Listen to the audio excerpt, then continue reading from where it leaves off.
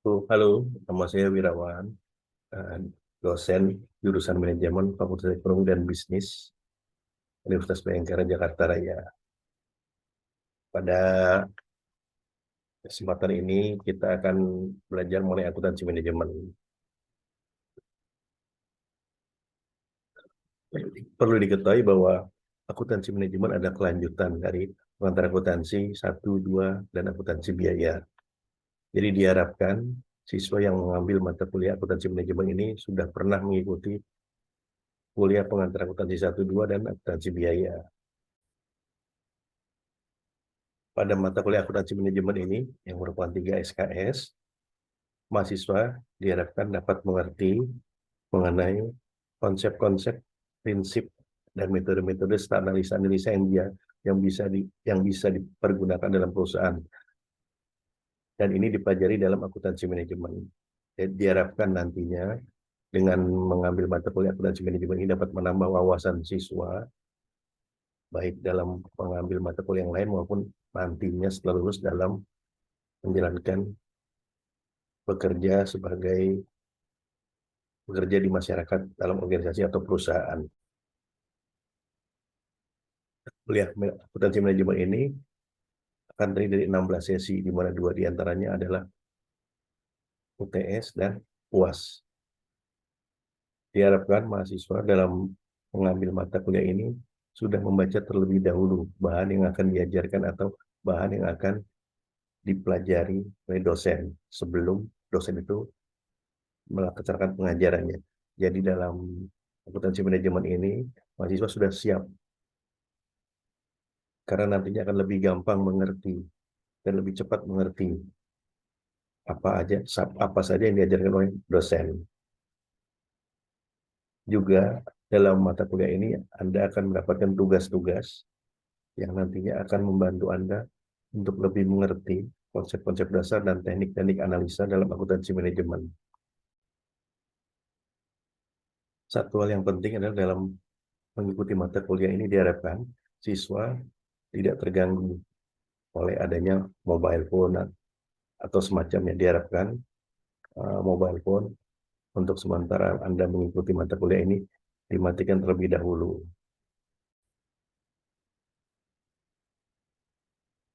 Dan selamat mengikuti mata kuliah ini.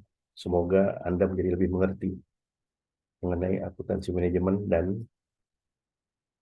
peran serta apa saja yang dapat membantu apa saja dalam akuntansi manajemen yang dapat membantu Anda membuat wawasan Anda menjadi lebih luas.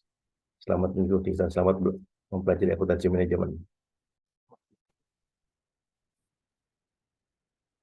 Siang semuanya, kita akan bahas mengenai akuntansi manajemen ya, dari RPS awal Kak, sampai bab awal-awal aja. Tapi kalau kamu ada pertanyaan yang mau ditanya, tanya aja nggak apa-apa, langsung. Nah, biar kamu juga makin jelas. Ini langsung saya share screen dulu ya.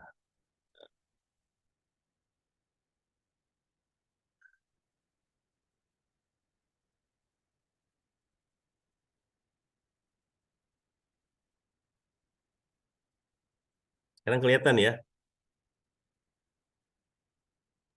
Kelihatan, Pak. kelihatan ya. Kalau saya robah ininya apa? Screennya saya robah, kamu bisa ngeliat juga nggak? Berubah nggak? Berubah, Pak. Berubah. Oke. Iya. Oke.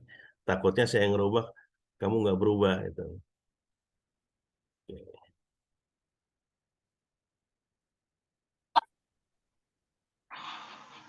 Oke, saya bahas dulu ya. Yang saya bukan bapak, kira saya siapa?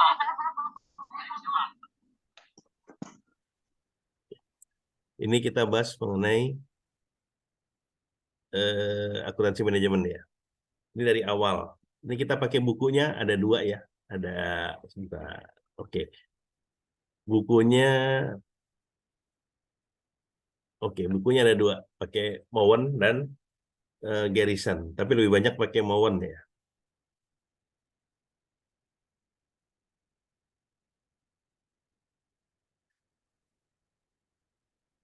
Apa aja sih yang akan dipelajari di akuntansi manajemen ini?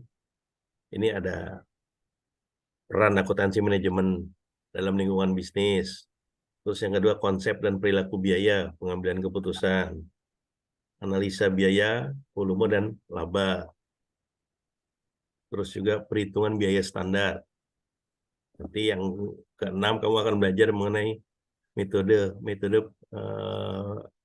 penghitungan biaya, full costing, variable costing, serta pelaporan segmen. Yang ketujuh ada namanya disebut biaya kualitas.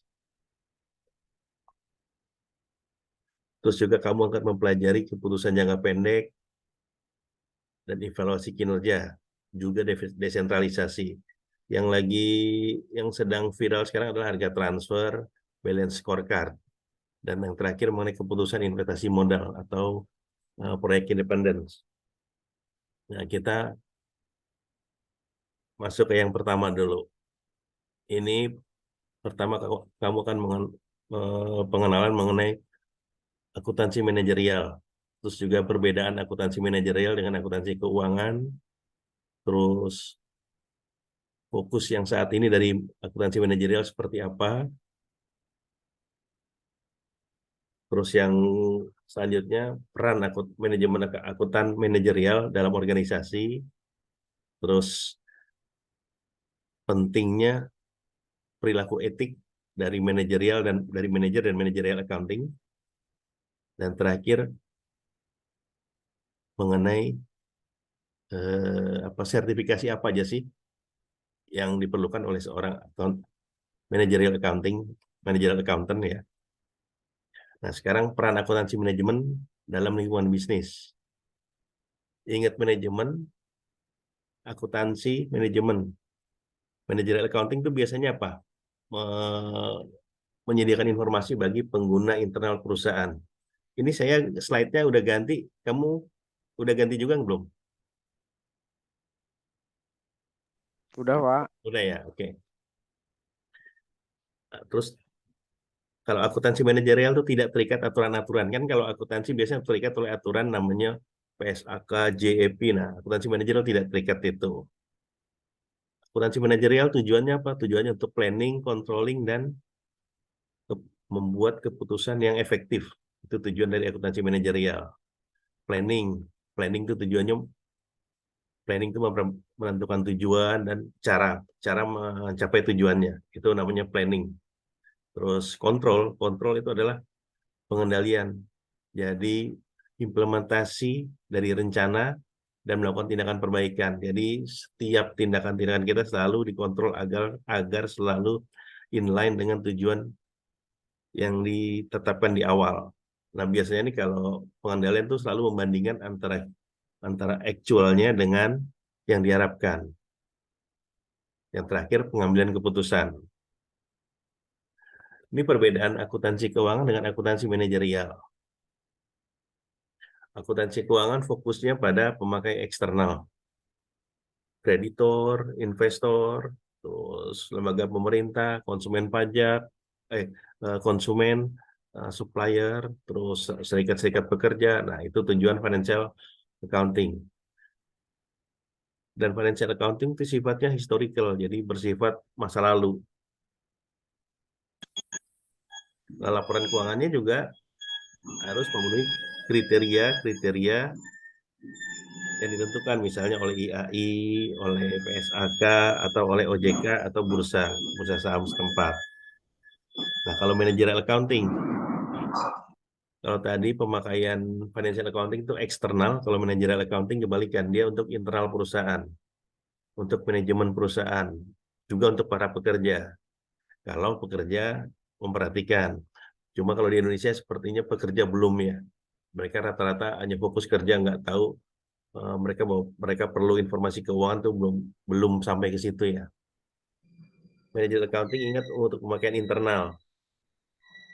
Dan manajer accounting dipakai untuk pengambilan keputusan ya. Perbandingannya atau perbedaannya lah. Fokus dari akuntansi keuangan itu eksternal, kalau manajemen accounting, akuntansi manajemen itu internal. Dia harus mengikuti aturan. Kalau manajer accounting tidak, dia selalu untuk lebih subjektif ke arah manajemen. Yang Yang ketiga, informasi keuangannya sifatnya objektif. Kalau di akuntansi manajerial, informasi keuangannya sifatnya subjektif.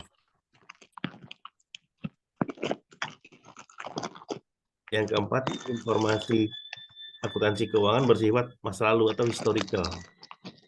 Sementara kalau akuntansi manajerial bersifat future, karena ke depan. Dia lebih fokus ke depannya seperti apa. Karena fokus ke depan seperti apa, akibatnya akuntansi manajerial lebih luas, dari lebih memerlukan berbagai macam disiplin ilmu. Kalau akuntansi keuangan dia lebih mandiri, dia tidak tergantung oleh ilmu-ilmu yang disiplin ilmu yang lain. Akuntansi keuangan, maka ada aturannya mengenai PSAK, IFRS segala macam. Kalau akuntansi manajerial tidak.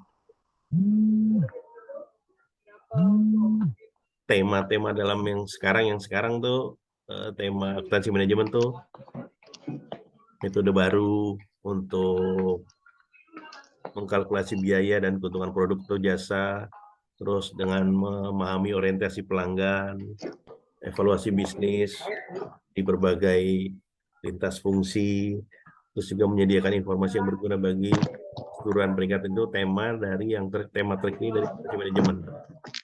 Metode-metode baru dari akuntansi manajemen biasanya ini juga banyak dibicarakan sekarang, banyak dipergunakan. Contohnya adalah activity based costing atau ABC. Terus juga ada lagi proses value analysis. Tadi salah satu fokus dari akuntansi manajer adalah pelanggan. Kenapa pelanggan perlu? Karena biasanya akuntansi manajer dipergunakan untuk menjual barang jasa. Makanya fokusnya adalah ke pelanggan. Biasanya, ingat ini, biasanya karena dia fokus untuk pelanggan atau menghasilkan keuntungan, maka dia akan lebih memerlukan disiplin ilmu dari ilmu-ilmu yang lain selain akuntansi manajerial. Contohnya, untuk mendapatkan harga yang kompetitif, maka kita harus merendahkan biaya kita.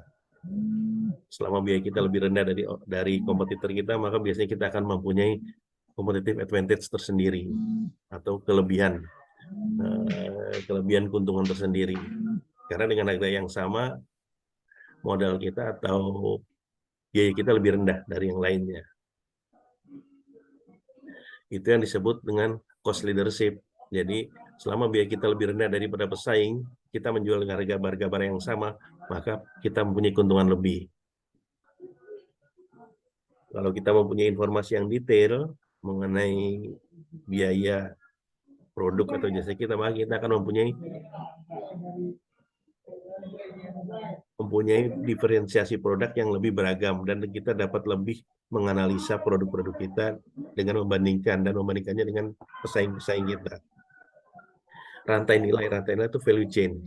Value chain itu apa? Value chain itu contohnya dari satu departemen ke departemen yang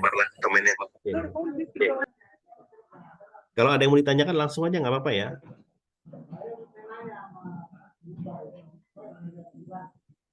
Nah, saya ambil lagi yang penting.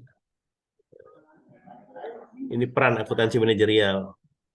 Peran akuntansi manajerial apa sih? Dia akan membantu manajemen dalam melaksanakan tujuan dasar perusahaan. Tujuan dasar perusahaan apa? Meninggalnya kan biasanya meningkat. Orang bilang akan mencari laba, tapi sebetulnya yang benar tujuan perusahaan adalah meningkatkan kekayaan pemegang saham.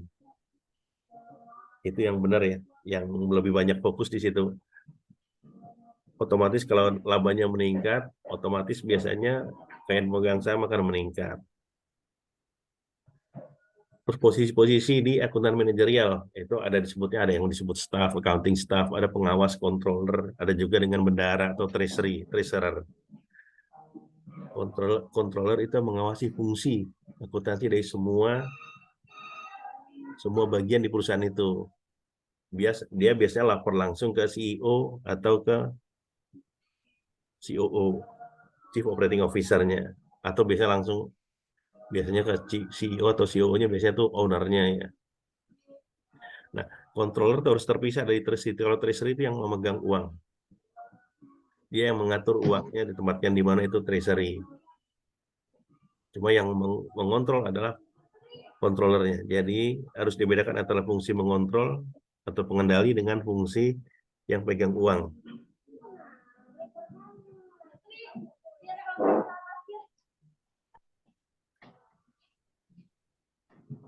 Sekarang contohnya, oke, ini ada kode etik perusahaan. Kode etik perusahaan, setiap perusahaan pasti mempunyai kode etik. Kode etik perusahaan dia biasanya tidak mau melanggar. Misalnya aja di sini sebutnya karena ini pakai buku-buku Amerika, otomatis bukunya contoh-contohnya pakai contoh-contoh Amerika ya. Chevron Texaco itu perusahaan minyak ya. Perusahaan yang memiliki integritas, dia harus punya kepercayaan, keanekaragaman, kinerja tinggi, tanggung jawab, dan pertumbuhan. Itu Chevron Texaco. Ada juga Boeing. Boeing ini perusahaan airline penerbangan. Dia pembuat pesawat. Dia punya kode etik tersendiri. Kita juga punya kode etik tersendiri. Setiap perusahaan pasti punya kode etik tersendiri. Tapi umumnya adalah dia harus patuh untuk tidak melanggar aturan yang berlaku umum ya. Secara umum ini kode etik itu melarang menerima suap atau hadiah transaksi dengan orang dalam atau penyalahgunaan informasi dan aset-aset perusahaan. Kalau terima uang dari orang dalam atau informasi atau uang itu disebutnya dengan insider trading. Nah, ini kenapa? Karena ini tidak fair. Ini nggak boleh, ini termasuk salah satu jenis korupsi juga. Standar etika akuntan manajerial. Standar etika akuntan manajerial biasanya diatur oleh organisasi profesi setempat. Di Indonesia diatur oleh oleh asosiasi. Di Indonesia itu Ikatan Akuntan Indonesia. Akuntan manajerial itu masuk bagian dari Ikatan Akuntan Indonesia, makanya diatur oleh kode etik oleh IAI.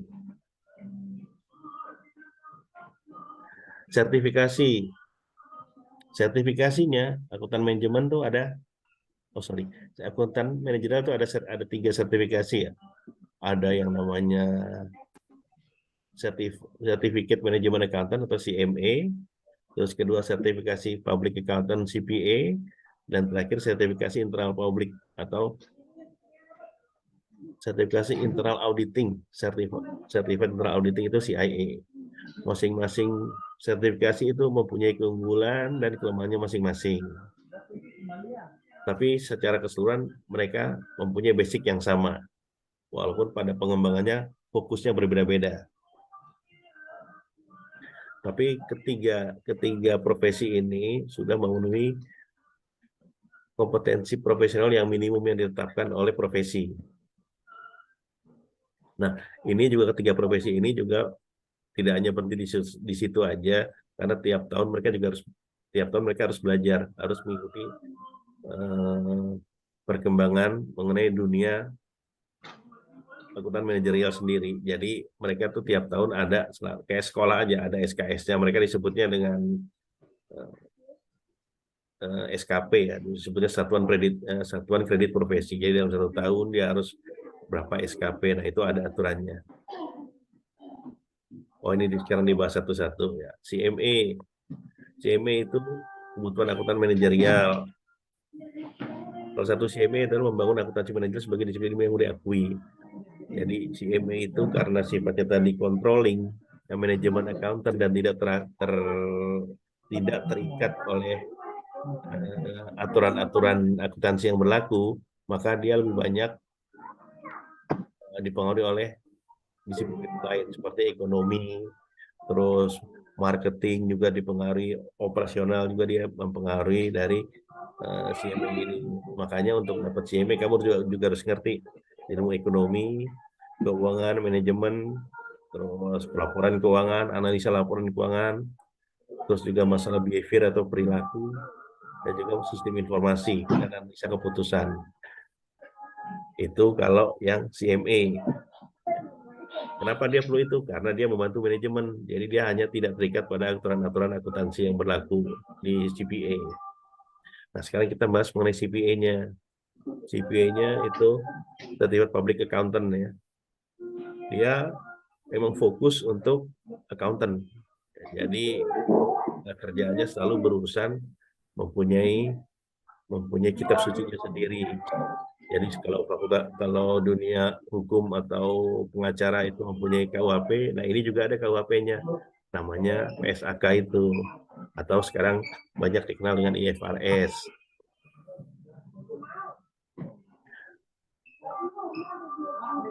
CPA, CMA itu ada yang ngatur siapa? IAI, diatur di bawah aturan Kementerian Keuangan. Ini CPA ini agak berbeda sedikit dengan CMA, karena CPA tadi kan dia kan fokus pada historical. CMA fokusnya pada future atau masa depannya, masa depan yang akan masa depan perusahaan. Jadi dia perencanaan perusahaan yang belum terjadi. Nah, kalau CPA yang sudah terjadi, yang historical. Terus yang ketiga adalah mengenai CIA. CIA itu Certified Internal Auditor. Dia beda dengan akuntan auditor eksternal atau akuntan manajerial. Tapi dia mempunyai sertifikasi khusus. Dia biasanya sebelum segala sesuatu diketahui oleh external auditor atau CPA. CIA perusahaan itu harus tahu lebih dahulu. Jadi dia yang memberitahu ke manajemen perusahaan organisasi bahwa hal-hal ini berisiko segala macam, nah itu CIA. Biasanya untuk CIA dia harus pengalaman 2 tahun. Itu mengenai dunia manajemen, akuntan manajemen. Sejauh ini ada yang mau ditanyain nggak nih?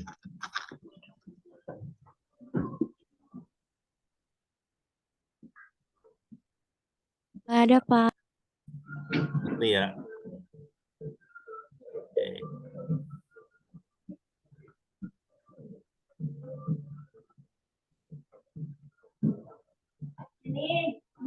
Oke, kalau nggak ada,